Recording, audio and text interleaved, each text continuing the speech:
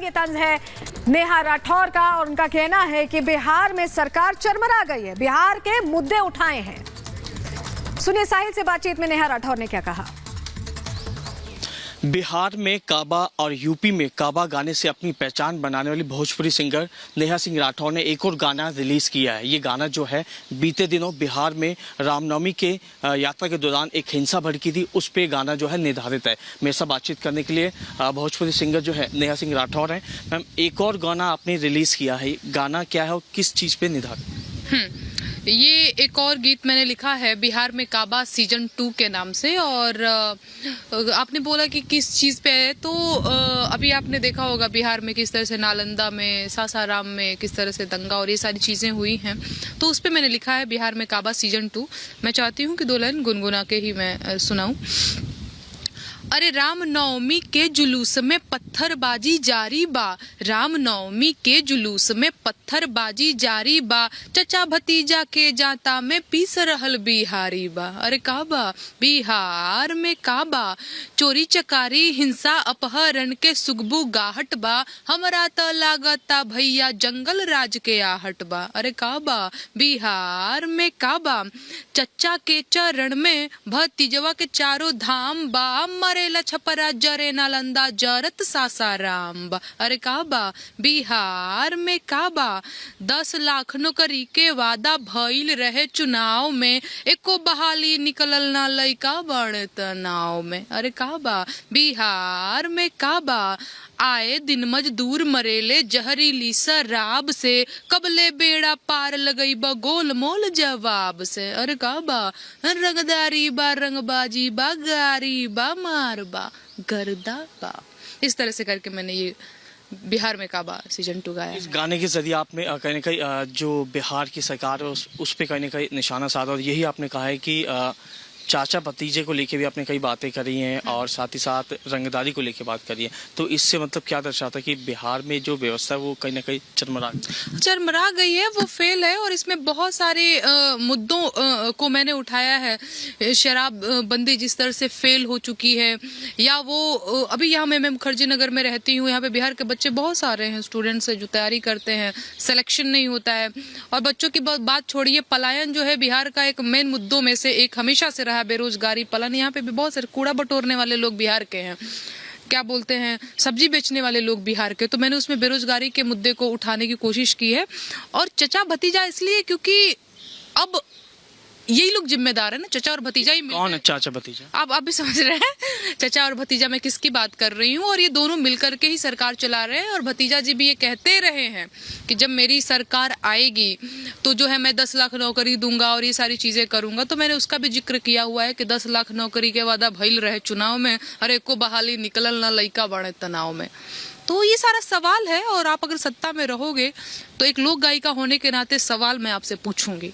जी, आपने इस गाने में जंगल राज का भी जिक्र किया है। जी हाँ, तो मतलब मुझे लगता है कि चोरी चकारी हिंसा अपहरण के सुगबुगाहट बारे हमारा त लगाता भैया जंगल राज के आहट बा।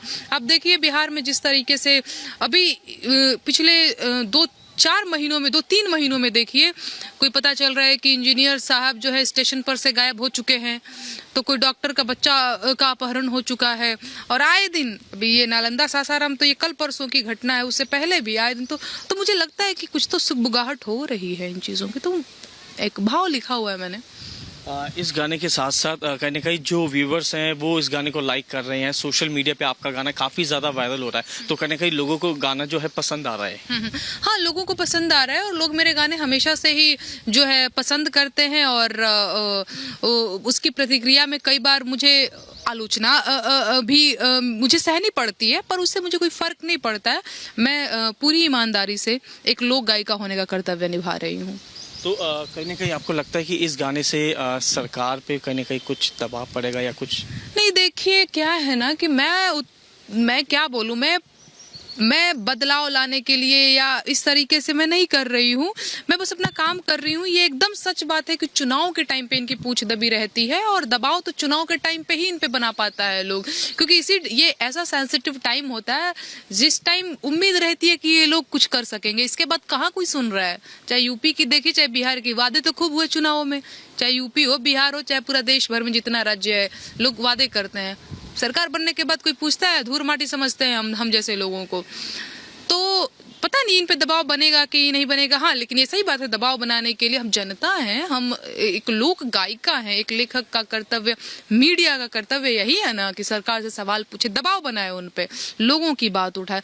तो वो मैं काम कर रही हूँ। पता नहीं इन पे दबाव बनेगा कि नहीं बनेगा, ये मेरे वश में नहीं है। मेरे वश में जो है वो मैं कर रही हूँ। बिहार में जो बीते दिन हुआ वो तस्वीर पूरे देश ने देखी, उसके बाद ही आपके माइंड में आया कि इस हिंसा पे एक गाना बनाना चाहिए जिसपे साफ तौर पे सीएम नीतीश कुमार पे कहीं ना कहीं जो है आरोप लग।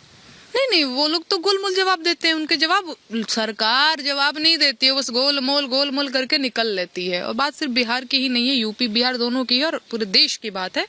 तो हाँ ठीक है, मैं मेरा काम कर रही हूँ, मैं इस पे क्या बोलूँ। क्योंकि इससे पहले भी आपने यूपी सरकार पे भी एक सॉन्ग बनाया था, तो उसमें भी आप चर्चित रही थी। अब ये गाना आपने बनाया तो इसमें भी काफी ज्यादा चर्चित हो रही हैं। तो कहने कहीं युवाओं को भी जो बिहार के हैं वो आपका गाना जो उनको पसंद आ, युवा बहुत पसंद करते हैं। एकदम सही बोले। मुखर्जी नगर में मैं रहती हूँ भैया, और मैं निकल जाती हूँ, इधर गांधी विहार है, इंदिरा विहार है, नेहरू विहार है, बहुत सारे इधर आसपास सटे हुए हैं। और यहाँ पे बच्चे आते हैं तैयारी करने के लिए यूपी बिहार के। मैं रास्ता में निकलती हूँ ना तो मुझे रोक लेते हैं, कहते नेहा तुम नेहा हो ना? हाँ भैया, प्लीज तुम एक बेरोजगारी का और गीत सुना दो, प्लीज सुना दो, नहीं मतलब गा दो, कुछ और हमारे लिए करो। हम सारा दिन जो है पढ़ाई कर रहे हैं, सिलेक्शन नहीं हो रहा है, पेपर लीक हो जा रहा है, घर पे बड़ी परेशानी है, बाबूजी खेत बिगहा बेच करके जो है हमको पढ़ाने भेजे हुए हैं, घर पे भौजाई ताना मारती है, गांव घर वाले जीने नहीं दे रहे हैं, बहुत तानाबाजी, उम्र बढ़ती जा रही है, नौकरी नहीं मिल रही है, बाल झड़ रहा है, बहुत तरीके की इनकी परेशानी है। तो मुझे सीधे कहते हैं नेहा कुछ हमारे लिए क्या कर सकते हो? मैं कहती हूँ भैया देखिए, मैं पावरफुल नहीं हूँ, मेरे वश में जो है, मेरे वश में मेरा कलम है, मेरे अपने थॉट हैं, और वो मैं कर रही हूँ और वही मैं कर पाऊंगी। इसके आगे मेरा वश है भी नहीं, क्योंकि मैं सत्ता में थोड़ी हूँ महाराज।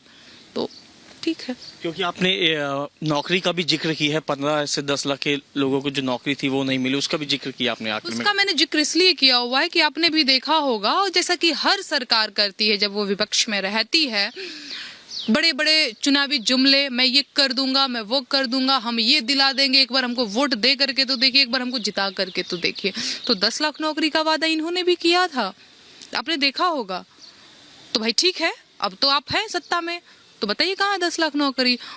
तो सवाल तो आपसे होगा। चाहे प्रधानमंत्री जी ने वादा किया था 2 करोड़ नौकरी का, तो हम तो पूछेंगे ना भैया कि कहाँ है 2 करोड़ नौकरी, और इतनी नौकरियां मिल रही तो बच्चे यहाँ पे क्या कर रहे हैं, है ना? तो सवाल तो रहेगा आपसे। मेरा आखिरी सवाल, आगे भी ऐसे जो गाने हैं बनते? बिल्कुल ना, वो कभी रुके हैं ना आगे कभी रुकेंगे। आपने देखी होगी यूपी में काबा के बाद, या फिर कितना ये लोग ट्रोल करते हैं मुझे, लेकिन मैं कभी नहीं रुकी हूँ, और इस चैनल के माध्यम से भी बता दूं कि मैं कभी नहीं रुकूंगी। ये गीत हमेशा चलते रहेंगे।